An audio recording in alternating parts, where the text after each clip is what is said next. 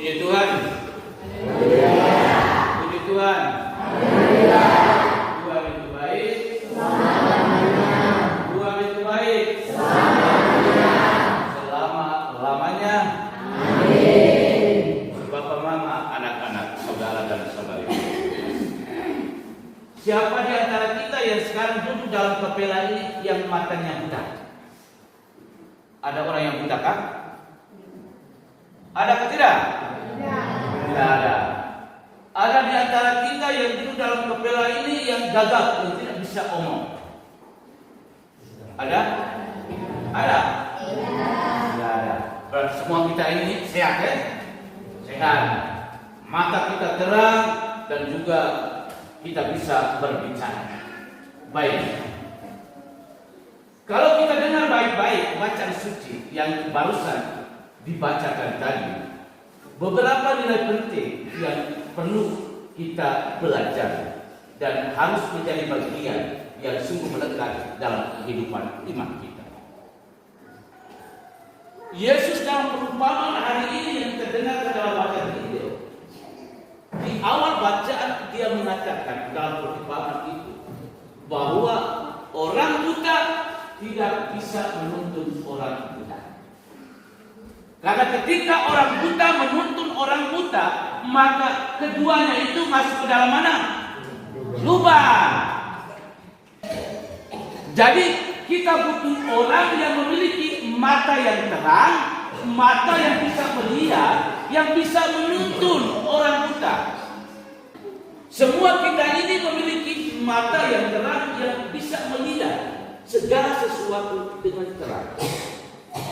Dan perumpamaan hari ini sesungguhnya mengajak kita untuk menjadi orang yang bisa menuntun sesamanya, orang yang bisa memiliki mata yang terang, mata yang bisa melihat, menuntun sesamanya.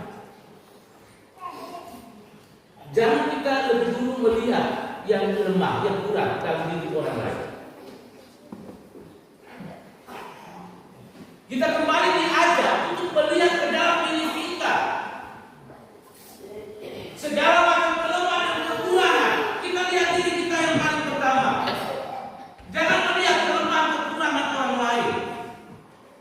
Kita lihat dulu sampingnya kelemahan kekurangan ada atau tidak. Apakah saya ini memiliki mata yang sehat atau mata yang buta? Saya ini orang yang mampu bisa memimpin, menuntun orang untuk bisa menuju kepada jalan keselamatan atau tidak. Jadi kita diajar untuk menjadi orang yang memiliki mata yang terang, bukan menjadi mata yang buta, yang menuntun orang buta. Mata yang terang, mata yang sehat, mata yang bisa melihat dengan segala sesuatu yang terang, hendaknya menuntun, membantu orang menuju kepada keselamatan. Jadi masing-masing kita melihat diri kita. Jangan lari keluar, lihat jauh-jauh kelemahan kekurangan orang lain. Balok yang ada di mata kita ini kita tidak lihat, tetapi kita lihat balok mata yang ada di orang lain punya. Keluarkanlah balok yang ada dalam matamu sendiri sebelum kita keluar lebih jauh melihat balok atau kotoran yang ada di mata orang lain. Kita membersihkan diri kita lebih dahulu. Kita membereskan hidup kita dahulu sebelum kita membereskan hidup orang lain. Jadi sabda Tuhan hari ini sesungguhnya sangat membantu kita untuk melihat kembali hidup kita. Apakah selama ini kita sungguh-sungguh menjalani hidup panggilan iman kita secara baik, benar, dan bertanggung jawab atau tidak? Siapa di antara kita yang biasa dia lihat orang punya kelemahan? Halo? Di antara kita ini siapa yang biasa lihat orang punya kelemahan? Dia ada kelemahan tetapi dia tidak mengakui bahwa dia ada kelemahan. Dia hanya mengakui kelemahan orang lain. Siapa? Ada? Halo, angkat tangan. Siapa di antara kita yang suka gosip-gosip? Adakah orang di sini? Dia omong orang lain itu semangat sekali, tetapi ketika orang lain omong dia mulai marah. Dia omong orang lain itu bisa, Tetapi kalau orang lain omong dia marah, dia panas. Siapa yang emosi-emosi seperti itu? Dia senang omong orang lain punya nama, tetapi tidak senang kalau orang lain omong dia punya nama. Adakah? Halo, mama, angkat tangan. Ada? Adakah tidak? Ada, angkat tangan.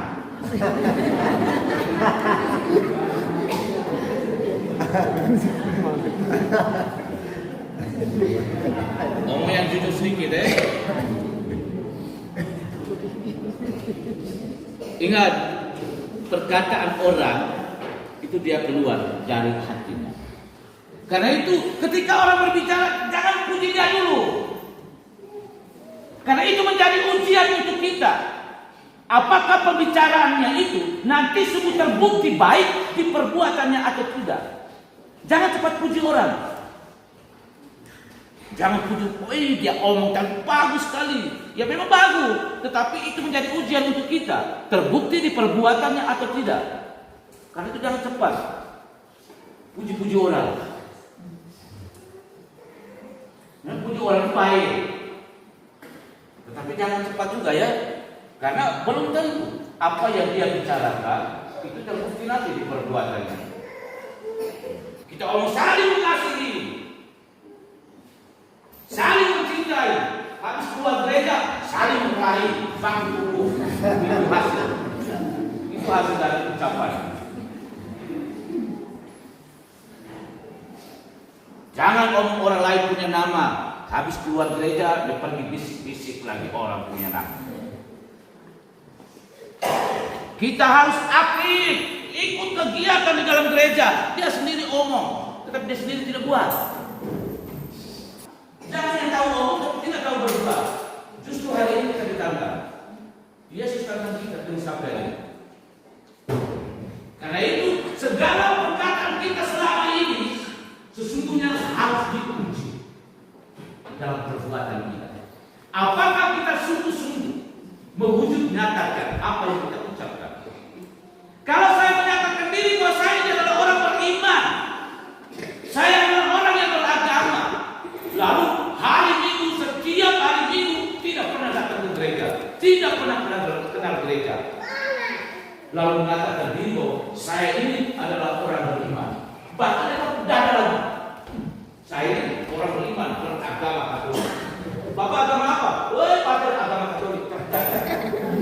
Tetapi hari Minggu tidak pernah. Apakah ada tipe-tipe orang seperti itu ada di dalam gereja ini? Adakah tidak?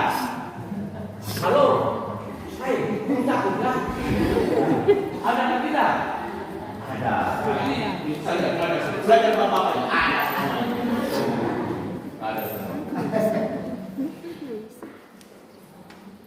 Jadi bapak mama, anak-anak, saudara dan saudari yang terkasih. Hari ini kita sekali lagi diajak oleh sabda Tuhan untuk memperbaharui hidup iman kita. Dalam kebersamaan hidup kita dengan orang lain, dalam kehidupan bermasyarakat, dalam kehidupan iman gereja, mari kita membina sikap saling mendukung, saling membantu, dan kita mencari kelemahan satu sama lain, dan pada akhirnya kita menjatuhkan satu sama lain. Kita diajak untuk senantiasa selalu membimbing, menuntun satu sama lain menuju kepada satu arah, yakni jalan keselamatan. Semoga masing-masing kita siap untuk menjadi tanda yang membawa watak keselamatan, tanda yang bisa menuntun membimbing sesama kita, di mana kita hidup dan berada, di mana kita bekerja. Semoga kita menjadi tanda keselamatan yang baik, yang bisa membimbing, menuntun sesama kita, membawa kepada satu jalan menuju kepada Tuhan. Hanya ada bersama dengan Tuhan kita memperoleh keselamatan. Dan semoga hidup kita dari hari ke hari senantiasa selalu dihantar untuk lebih dekat dengan Tuhan. Dan kita hidup jauh dari Tuhan. Hidup yang dekat dengan Tuhan menunjukkan bahwa kita sungguh-sungguh memiliki rasa yang mendalam, memiliki Tuhan yang kita cintai. Kita memiliki dan kita mencintai dan kita mempercayai Dia sebagai satu-satunya harapan dan kekuatan di dalam hidup kita. Tuhan memberkati kita sekalian. Amin.